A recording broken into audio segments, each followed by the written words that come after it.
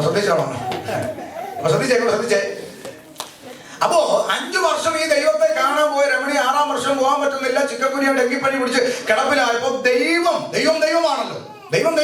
അപ്പൊ ദൈവത്തിന്റെ ചിന്ത, കഴിഞ്ഞ 5 വർഷം എന്നെ കാണാൻ വന്ന എന്റെ ഭക്തയായ രമണി ഇപ്രാവശ്യം വന്നില്ലല്ലോ. ദൈവത്തിനൊരു ചിന്ത. അപ്പൊ ദൈവം സ്നേഹവാനാണല്ലോ. അപ്പൊ ദൈവം എന്ത് ചെയ്തു? രമണിയെ തിരക്കി ഇഴഞ്ഞഴിഞ്ഞ് വീട്ടിൽ വന്നു. അപ്പൊ രമണിയുടെ അവസ്ഥ എന്താ? ഇടയായ അടിയന്റെ വീട്ടിൽ വരാൻ അടിയൻ എന്തുള്ളൂ ദൈവം. ഇതാണോ ഏകം? ആണോ? അല്ല, കൂകി വിളിച്ച് നാട്ടുകാരെ കൂട്ടി ദൈവത്തെ തല്ലിക്കൊല്ലും, അല്ലെങ്കിൽ വാവാ സുരേഷിനെ വിളിച്ച് കാട്ടിക്കൊണ്ടുപോയി. അപ്പൊ അങ്ങോട്ട് പോയപ്പോ ദൈവം, ഇങ്ങോട്ട് വന്നപ്പോ വാവ. ഇതാണ് മനുഷ്യന്റെ ബോധം എന്ന് പറയുന്നത്. ഒരു ബോധമില്ല. അപ്പൊ ഇതാ പൗലോസ് പറയുന്നത്, മുമ്പ് നിങ്ങൾ ദൈവത്തെ അറിയാതെ കണ്ടതിനെയും കേട്ടതിനെല്ലാം ദൈവം എന്ന് വിളിച്ചൊരു കാലം, എന്നാൽ അറിവില്ലായ്മയുടെ കാലങ്ങളെ ദൈവം കണക്കിടുന്നില്ല. അതുകൊണ്ട് നമുക്ക് കൃപ ലഭിച്ചു, നമ്മൾ അകത്തു വന്നു. എന്നാ അടുത്ത പദം പൗലോസ് പറയും, എന്നാൽ ഇപ്പോഴോ ദൈവത്തെ അറിഞ്ഞു, വിശേഷാൽ ദൈവം നിങ്ങളെ അറിഞ്ഞു, എന്നിട്ടും നിങ്ങൾ ബലഹീനവും ദരിദ്രവുമായ ആ പഴയ പാഠങ്ങളിലേക്ക് തിരിഞ്ഞു പോകുന്നു. ഞാൻ നിങ്ങൾക്ക് വേണ്ടി അധ്വാനിച്ചത് വെറുതെ ആയിപ്പോയി. അപ്പൊ നിങ്ങൾ ചോദിക്കാം, അല്ലെങ്കിൽ സഭയ്ക്ക് ചോദിക്കാം, പൗലോസ് ഭാഷ ഞങ്ങൾ എങ്ങനെ വഴക്ക് പറയാതെ ഭാഷ, ഞങ്ങൾ അങ്ങനെ പഴയതിലൊന്നും പോകുന്നവര് അല്ല. ഭാഷ എന്തിനാ ഞങ്ങളെ ഇങ്ങനെ വഴക്ക് പറയുന്നൊരു വാദത്തിൽ പൗലോസിനോട് ചോദിക്കാം. പൗലോസ് മറുപടി പറയും, നിങ്ങൾ പഴയതിൽ പോകുന്നെന്ന് പറഞ്ഞ് എന്തൊക്കെയാണെന്ന് അറിയണ്ടേ? അടുത്ത വാക്യം വായിച്ചോ. നിങ്ങൾ ദിവസങ്ങളും മാസങ്ങളും കാലങ്ങളും ആണ്ടുകളും പ്രമാണിക്കുന്നു.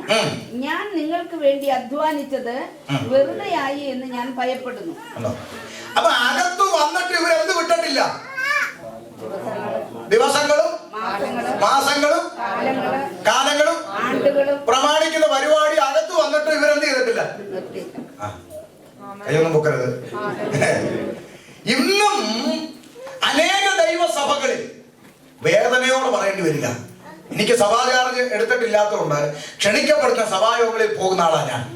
ചില സഭായോഗത്തിലൊക്കെ ചെന്ന് കഴിഞ്ഞാൽ അങ്ങ് ഇരുന്ന് കണ്ണ് നിറഞ്ഞിട്ടുണ്ട്.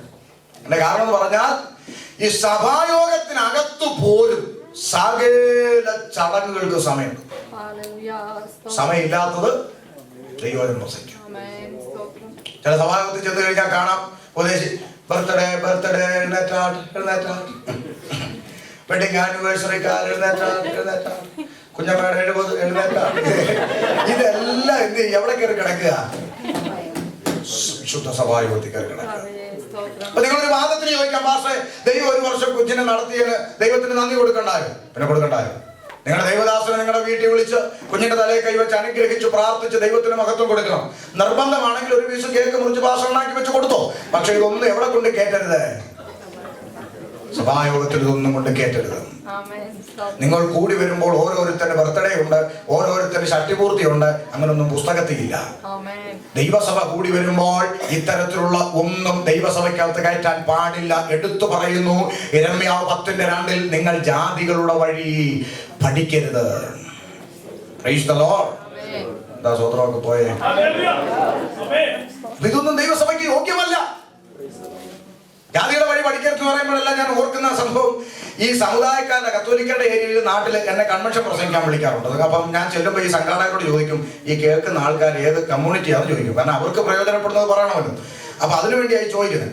അപ്പൊ കത്തോലിക്കരാന്ന് പറഞ്ഞാൽ ഞാൻ അവിടെ ഈ ഭാഗം എടുത്തു പറയും, ജാതിയുടെ വഴി പഠിക്കരുതെന്ന് പറയും. അപ്പൊ അതെന്തിനാന്ന് ചോദിച്ചാൽ, ഞാൻ ഇങ്ങനെ പറയാറുണ്ട്, ഇവിടുത്തെ സമുദായ ക്രിസ്ത്യാനി നീ ഇവിടെ ചെയ്തുകൊണ്ടിരിക്കുന്ന മുഴുവൻ ആചാരവും ആരുടെയാ?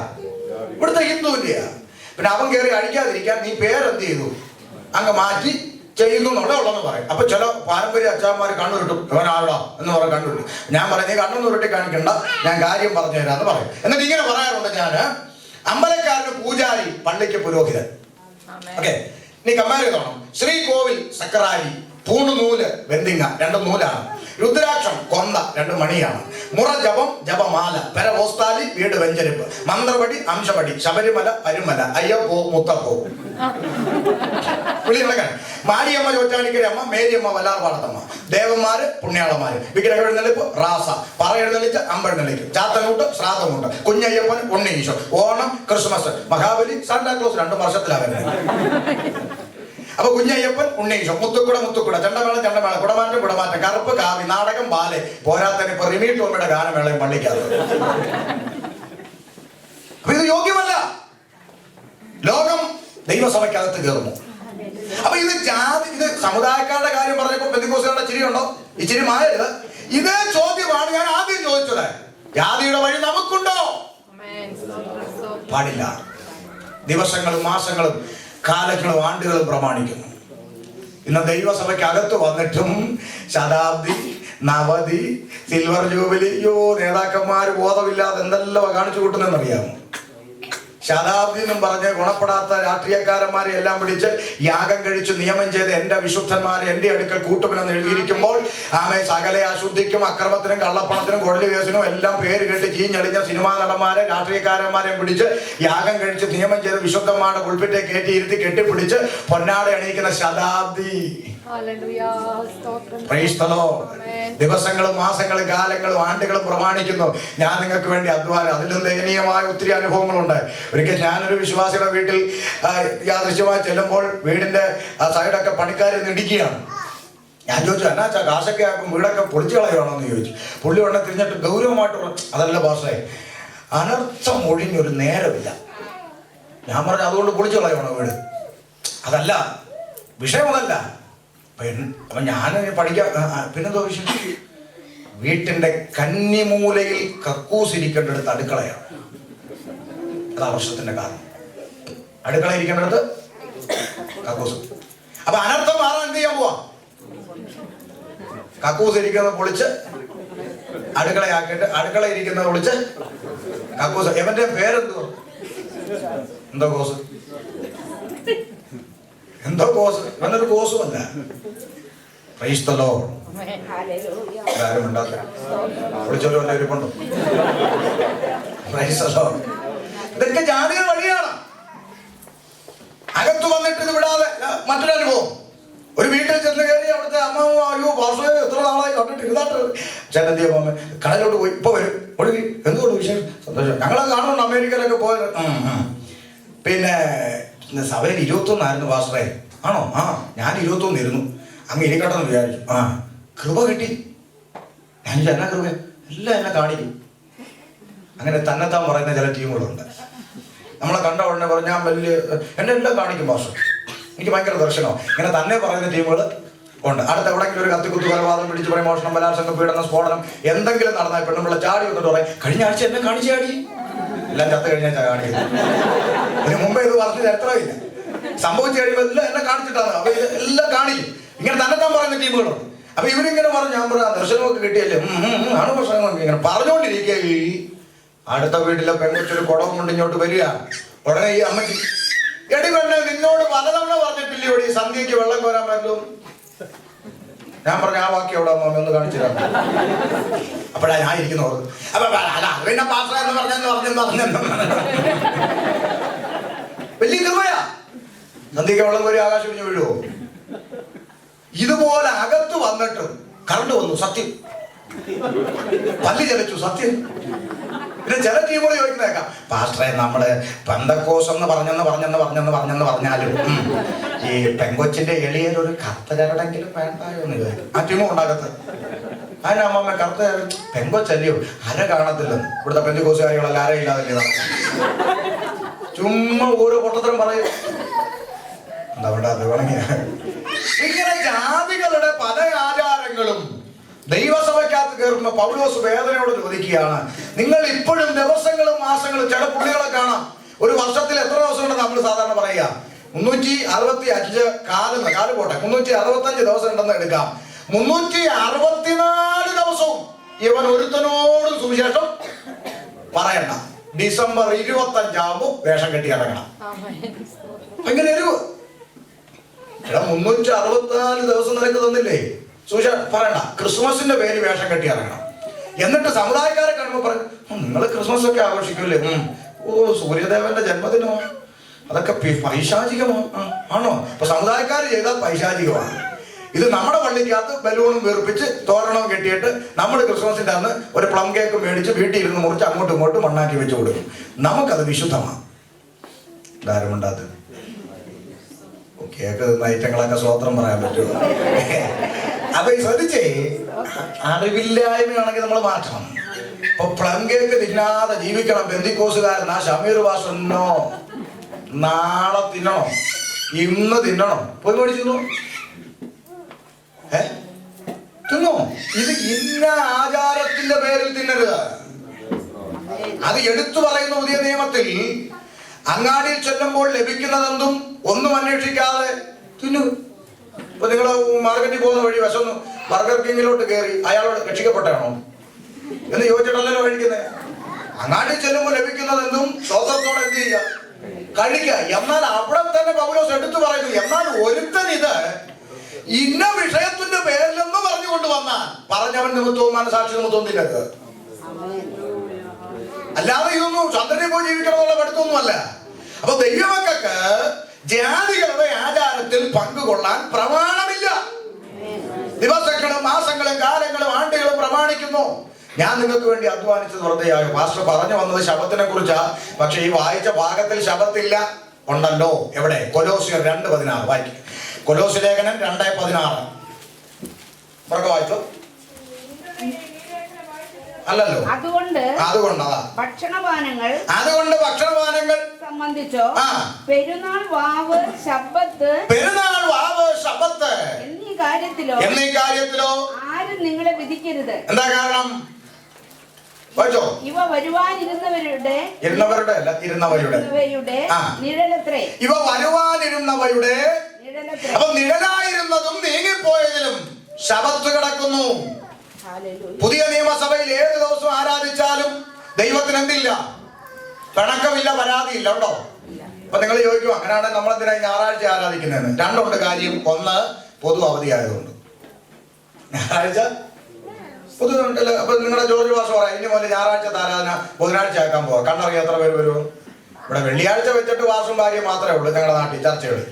അപ്പോഴായിരുന്നു ഞാൻ. അപ്പം പൊതു അവധി. 2, ആഴ്ചവട്ടത്തിന്റെ 1-ാം നാൾ അപ്പോസ്തലന്മാർ അപ്പം നുറുക്കാൻ കൂടി വന്ന തെളിവ് പുസ്തകത്തിൽ കിടക്കുന്നത് കൊണ്ട് ഞായറാഴ്ച സഭായോഗം കൂടി വരുന്നതിൽ തെറ്റില്ല. അപ്പോൾ തന്നെ ഗൾഫിൽ നിന്ന് ഇങ്ങോട്ട് വന്നേ. അവിടെ ഏത് ദിവസം ആരാധിക്കുന്നത്? വെള്ളിയാഴ്ച ആരാധിക്കുന്ന തോമായും ഞായറാഴ്ച ആരാധിക്കുന്ന ഷമീർ കൊല്ലവും രണ്ടുപേരും നിത്യതയിലോട്ട് ചെല്ലുകയാണ്. അപ്പം പിന്നെ പാട്ടുകാരൻ പാടുന്ന പോലെ മാലാഖമാരും ദൂതരും മാറി മാറി പുണർന്നു പോയി, അങ്ങനല്ലേ?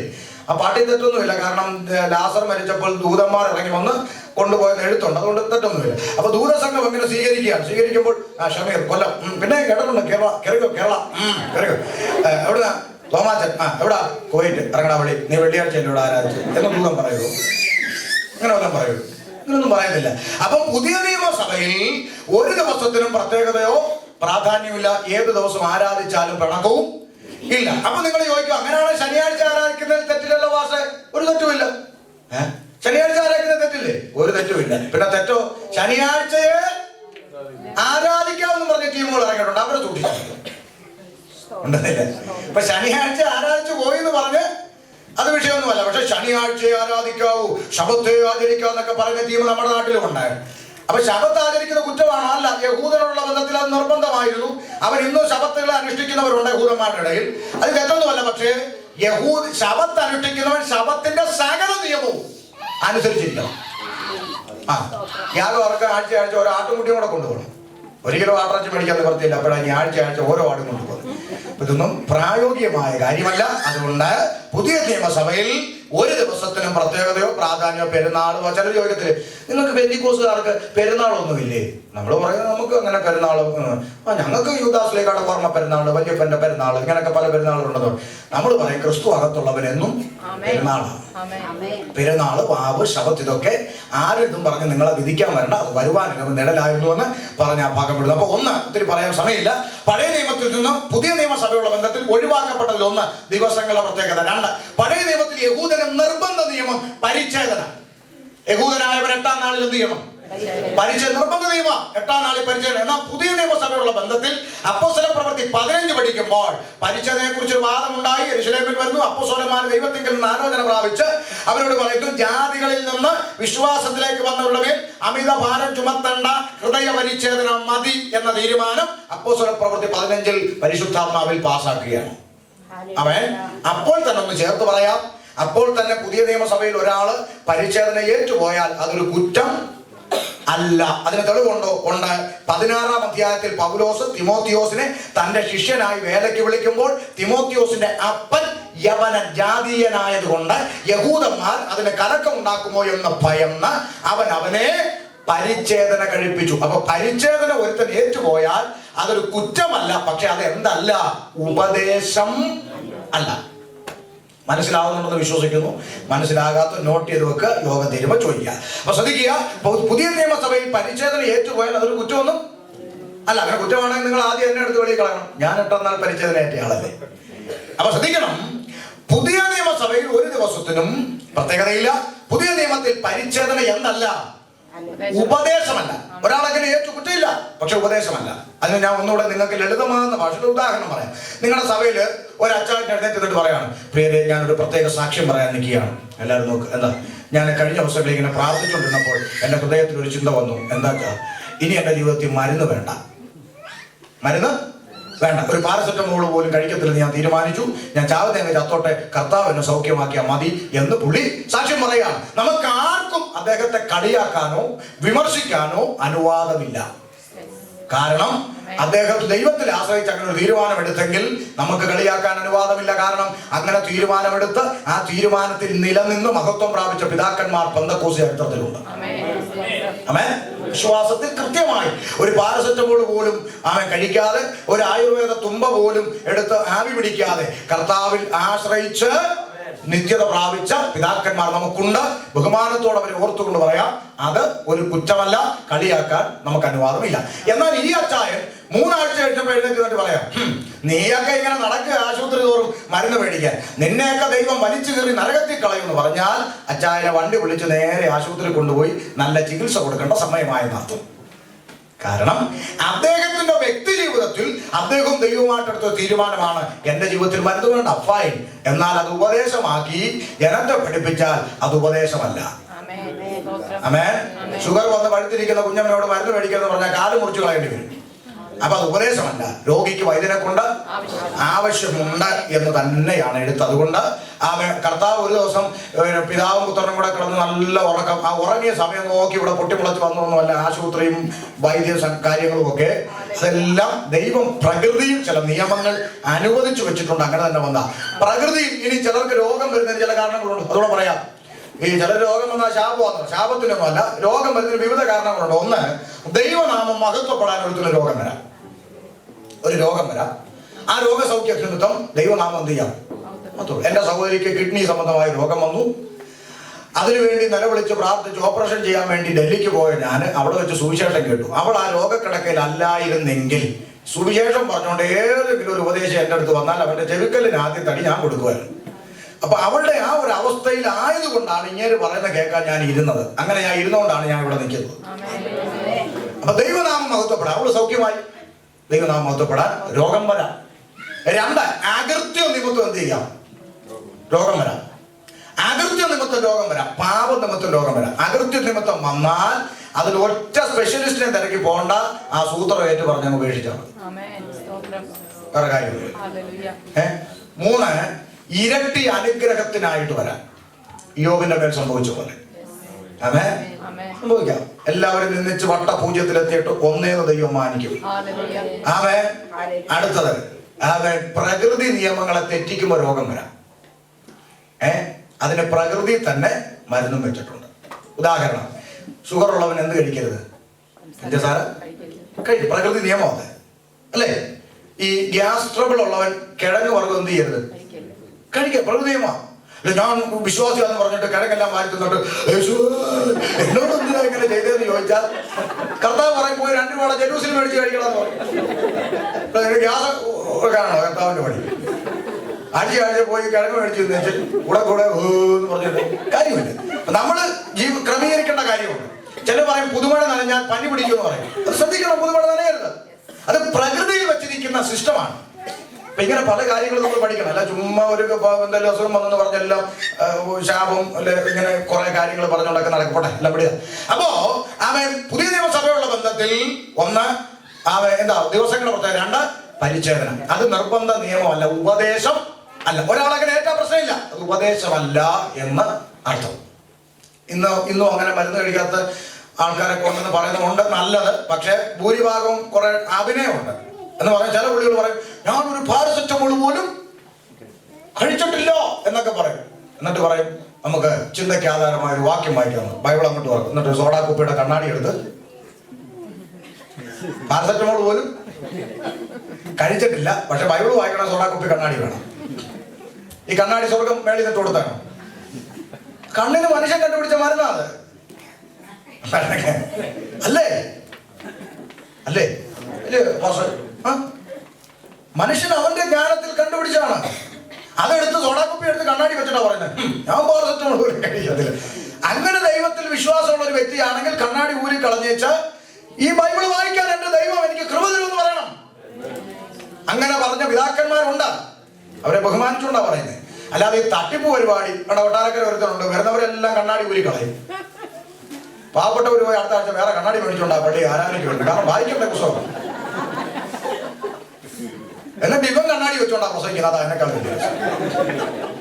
അപ്പൊ ഇങ്ങനെയുള്ള തട്ടിപ്പുകളൊന്നും നമ്മൾ അംഗീകരിക്കില്ല. എന്നാൽ കർത്താവിന് ഇന്നും അസാധ്യമായിട്ടൊന്നും ഇല്ല. പിന്നെ കർത്താവ്, ഞാൻ പഠിച്ച കർത്താവ് ഇൻസ്റ്റാൾമെന്റ് സൗഖ്യം കൊടുക്കുന്നവനല്ല. എന്ന് വെച്ചാൽ ഗ്രാജുവലി അങ്ങ് ആയിക്കോളും. അങ്ങനെ ഉണ്ടോ?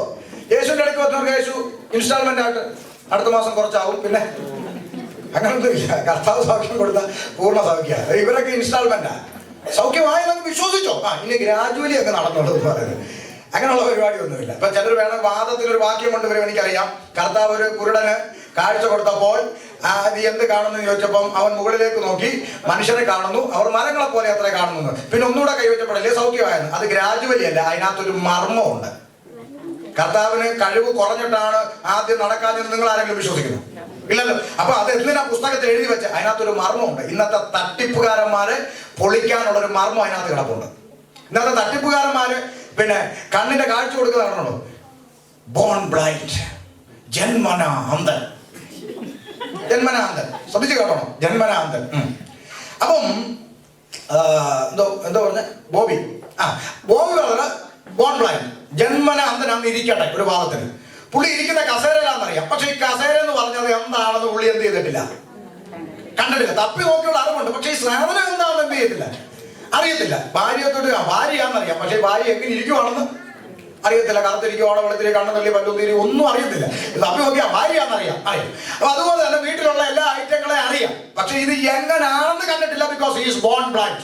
അങ്ങനല്ലേ? ഓക്കെ. അങ്ങനെ ജന്മന അന്ധനായ ബോബിയുടെ കണ്ണിലോട്ട് ഷമീർ കൊല്ലം കൈ വെക്കുകയാണ്. ഉണ്ട്, ഇപ്പൊ കാഴ്ച വരാൻ പോവാണ്. നീ വിശ്വസിച്ചു? ബോബി ഇരിക്കുകയാണ്, ജന്മന അന്ധനാണ്. ജീവിതത്തിൽ ആദ്യമായി ഷമീർ വാസ് പ്രാർത്ഥിച്ച് കണ്ണു തുറക്കാൻ പറഞ്ഞു. ജീവിതത്തിൽ ആദ്യമായിട്ട് കണ്ണങ്ങോട്ട് തുറക്കുന്ന ബോബിയോട് ഷമീർ ചോദിക്കാം, ഇതെത്രയാണ്? 2, ഇതെത്രയാണ്? 3, ഇതെത്രയാണ്? 4, കണ്ണു പഠിച്ചു. അതെങ്ങനെ പറയും?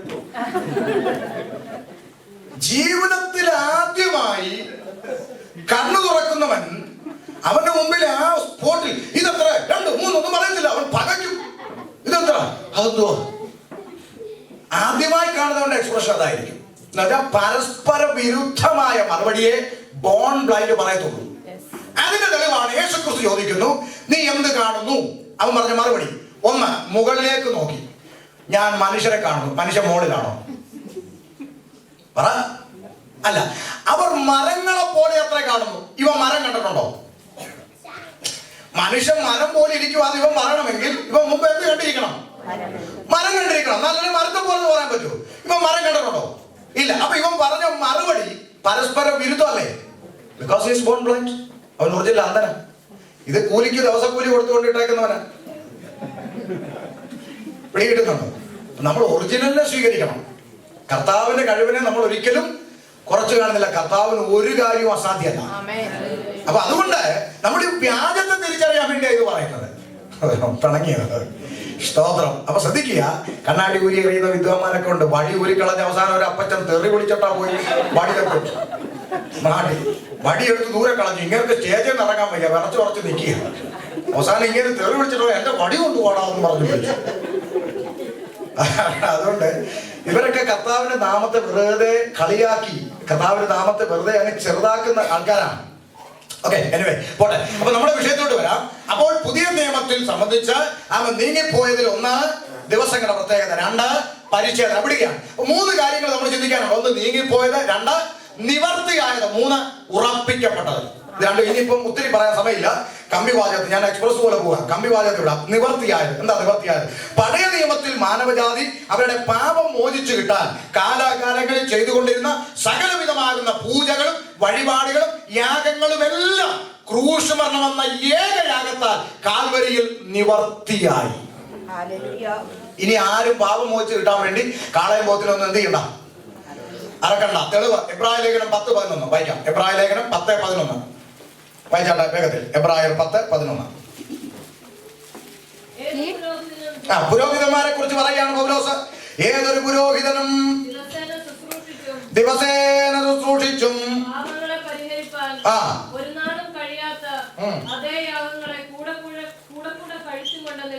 ആര്? യേശുവോ പാപങ്ങൾക്ക് വേണ്ടി ഏകയാഗം കഴിച്ചിട്ട് എന്നേക്കും ദൈവത്തിന്റെ വലത്തുഭാഗത്തിരുന്നു കൊണ്ട് തന്റെ ശത്രുക്കൾ തന്റെ പാദപീഠമാകുവോളം കാത്തുമിരിക്കുന്നു. അപ്പോൾ സകലവിധമാകുന്ന യാഗങ്ങളും ക്രൂശ് മരണമെന്ന ഏകയാഗത്താൽ നിവർത്തിയായി. അതുകൊണ്ട് പുരോഹിതന്മാർ ഇപ്പോഴും പാപത്തെ മോചിക്കാൻ ഒരു കഴിവില്ലാത്ത യാഗങ്ങളും മണിയടിയൊക്കെ അടിച്ചുകൊണ്ട് നിൽക്കുകയാണെന്ന്. എന്നാൽ യേശു ഏകയാഗം കഴിച്ചു. Praise the Lord. അപ്പൊ നീങ്ങിപ്പോയത്, നിവർത്തിയായത്. ഒരു കാര്യം കൂടെ പറഞ്ഞ് ഞാൻ ആ കുറിവാക്യത്തിൽ വരാം, അല്ലെങ്കിൽ അവിടെ എത്താൻ പറ്റത്തില്ല.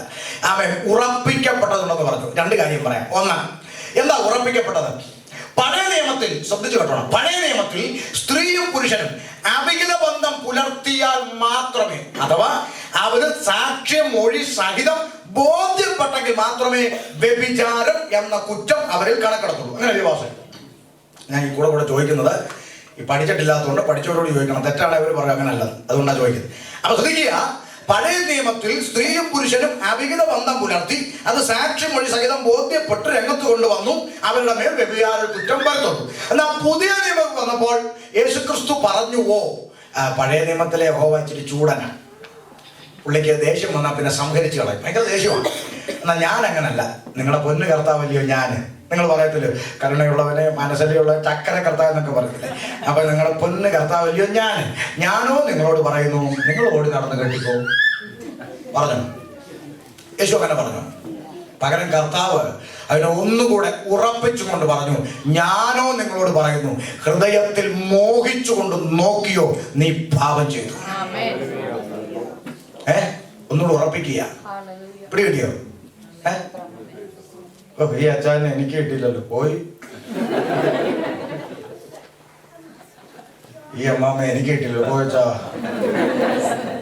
അപ്പൊ ചിന്തിച്ചേ, എന്തുകൊണ്ട് കർത്താവ് അത് പറഞ്ഞു? മോഹം ഗർഭം ധരിച്ച് പാപത്തെ പ്രസവിക്കും. പാപത്തിലേക്ക് നീങ്ങാനുള്ള പഴുതടച്ചുകൊണ്ട് കർത്താവ് ബ്ലോക്ക് ചെയ്യുകയാണ്. അപ്പൊ മോശ പറഞ്ഞതിനെ നീക്കുന്നില്ല, അതിലേക്ക് പോകാനുള്ള ടെൻഡൻസിയെ ബ്ലോക്ക് ചെയ്യുകയാണ് കർത്താവ്, ഉറപ്പിക്കുകയാണ്. മനസ്സിലാവുന്നുണ്ടോ? അപ്പൊ നമ്മൾ ചിന്തിക്കണം, വിശ്വാസ ജീവിതം കുഞ്ഞുകളിയല്ല. ബാത്റൂമിൽ കയറി മിസ് കോൾ അടിച്ചും തലയിണടി വെച്ച് മെസ്സേജ് അയച്ചും ആരാധനക്കട ആപ്പ് കൊണ്ടി വരുന്നേച്ച് പിന്നെ ഇങ്ങോട്ട് വന്നിരുന്ന് രക്തം കൊണ്ട് കിടക്കണേ എന്ന് പറഞ്ഞാൽ ഇതിനു വേണ്ടി ലിറ്റർ കണക്കിന് രക്തമൊന്നും ബാരലിൽ കയറ്റി വെച്ചിട്ടില്ല, എല്ലാ ആഴ്ചയിലും കഴുകാൻ. മനസ്സിലാക്കുന്നുണ്ടോ? വിശ്വാസ ജീവിതത്തിന്റെ ഗൗരവം നമ്മൾ തിരിച്ചറിയണം. നമ്മൾ ഉദ്ദേശിക്കുന്ന കളിയൊന്നുമല്ല വിശ്വാസ ജീവിതം. വളരെ ഗൗരവമായി സൂക്ഷിച്ചു പോരേണ്ടുന്ന ഒന്നാണ് വിശ്വാസ ജീവിതം. അപ്പൊ ഹൃദയത്തിൽ മോഹിച്ചോ പാപം ചെയ്തു. വീണ്ടും പഴയ നിയമത്തിൽ കത്തിയെടുത്ത് കുത്തിയാൽ കൊലപാതകി, അല്ലെങ്കിൽ അടിച്ചു വന്നാൽ കൊലപാതകി, അല്ലെങ്കിൽ കെട്ടു തൂക്കിയാൽ കൊലപാതകി. എന്നാൽ പുതിയ നിയമത്തിൽ വരുമ്പോൾ ഒന്നുകൂടെ ഉറപ്പിച്ചുകൊണ്ട് പറയുന്നു. 1 യോഹന്നാൻ 3:15 വായിച്ചുകൂടെ? 1 യോഹന്നാൻ 3:15 ഇങ്ങോട്ട് നോക്കിക്കോ, ഒരാൾ വായിക്കേ. 1 യോഹന്നാൻ 3:15 സഹോദരനെ പകയ്ക്കുന്നവനെല്ലാം കൊലപാതകനാകുന്നു. അത് മാത്രല്ല മോനെ, അവിടെ നിൽക്കട്ടെ. യാതൊരു കൊലപാതകന്റെ ഉള്ളിൽ നിത്യജീവൻ വസിച്ചിരിപ്പില്ലെന്ന് നിങ്ങൾ നിങ്ങൾക്കറിയാമോ? അറിയാം. ഒരു കൊലപാതകന്റെ ഉള്ളിൽ എന്തില്ല? സഭ പറ, ഉറക്കെ പറ, നിത്യജീവനില്ല. കൊലപാതകന്റെ ഉള്ളിൽ എന്തില്ല? ആർക്കാ നിത്യജീവൻ ഇല്ലാത്തത്? ആർക്കാ നിത്യജീവൻ ഇല്ലാത്തത്? കൊലപാതകന്റെ ഉള്ളിൽ എന്തില്ല? നിത്യജീവൻ ഇല്ലാത്ത ആർക്കാ? കൊലപാതകയുടെ ഉള്ളിൽ എന്തില്ല? അപ്പൊ ഒരു ചോദ്യം, നിത്യജീവൻ ഇല്ലാത്തവൻ കാഹളം ധ്വനിച്ചാൽ പറക്കുവോ ഇല്ലയോ? ഉറക്കെ പറയണം. ഉറപ്പല്ലേ? ഉറപ്പല്ലേ? അതെ. അപ്പൊ നിത്യജീവൻ ഇല്ലാത്ത ആർക്കാ? കൊലപാതകി. ആരാ കൊലപാതകി? എത്ര കൊലപാതകി പള്ളിയിലുണ്ട്? ഉണ്ടെന്നില്ല. എപ്പോട്ട് പോകാനിരിക്കല്ലേ? എത്ര കൊലപാതകി ചർച്ചിലുണ്ടെന്ന്? ഉണ്ടാകാതിരിക്കട്ടെ. ഒരു പായിൽ ഒരുമിച്ചിരുന്ന് അന്യഭാഷ പറഞ്ഞ് ആരാധിക്കുന്ന കൂട്ടു സഹോദരിക്ക് ഒരു കൈ കൊടുക്കാൻ കഴിയാതെ, കൂട്ടു സഹോദരന് ഒരു കൈ കൊടുക്കാൻ കഴിയാതെ, ഒന്ന് ചിരിക്കാൻ കഴിയാതെ, ഒരു സ്തോത്രം പറയാൻ കഴിയാതെ, ഒന്ന് ചേർത്ത് പിടിക്കാൻ കഴിയാതെ, ആരാധന കഴിഞ്ഞ് വീർപ്പിച്ച് കെട്ടിയ മോന്തയുമായിട്ട് പറഞ്ഞ് ഇറങ്ങിപ്പോകുന്ന കൊലപാതകി, നീ ഒരെണ്ണം കാഹളനാദത്തിങ്കൽ പറഞ്ഞു കുറിച്ചിട്ടോ?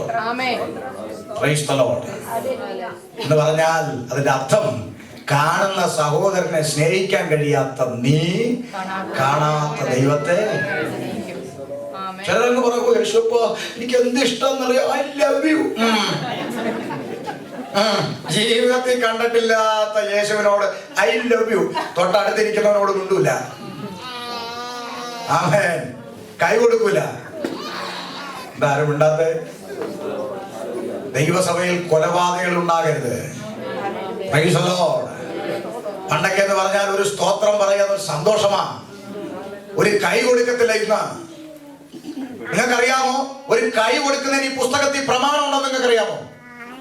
രാജാക്കന്മാരുടെ പുസ്തകം പഠിക്കും പറയാം, എന്റെ ഹൃദയം നിന്റെ ഹൃദയത്തോട് ചേർന്നിരിക്കുന്ന പോലെ നിന്റെ ഹൃദയം എന്റെ ഹൃദയത്തോട് പരമാർത്ഥമായിരിക്കുന്നുവോ? ഓ, അങ്ങനെയെങ്കിൽ കൈ തരിക. ഒരു കൈ തരുന്നതിന് ഹൃദയങ്ങൾ തമ്മിൽ അടുത്തിരിക്കണം പ്രമാണം.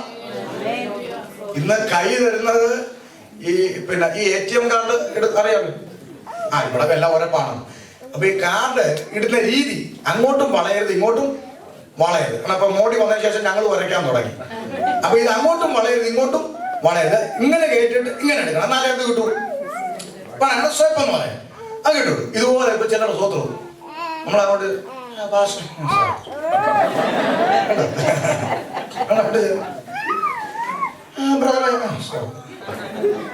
മാളത്തിൽ കൈയിടുന്ന പോലെ വരയ്ക്കുക. ഒരു കൈ പിടിച്ചൊന്ന് ചിരിക്കാൻ, ഒരു സ്വത്രം പറയാൻ പോലും പറ്റാത്ത അവസ്ഥയിൽ ഇന്ന് ദൈവ കുഞ്ഞുങ്ങൾ മാറിപ്പോയിരിക്കുക. ഒന്ന് ചിരിക്കാൻ വയ്യ, ഒരു സ്നേഹമില്ല. ഒന്ന് കൈ പിടിച്ചൊന്ന് ചിരിക്കാൻ, ഒരു സ്തോത്രം പറയാൻ, ഒന്ന് ചേർത്ത് പിടിക്കാൻ കഴിയുന്നില്ല. ദൈവസഭയിൽ കൊലപാതകങ്ങൾ ഉണ്ടാകരുത്. നമ്മൾ ചിന്തിക്കണം.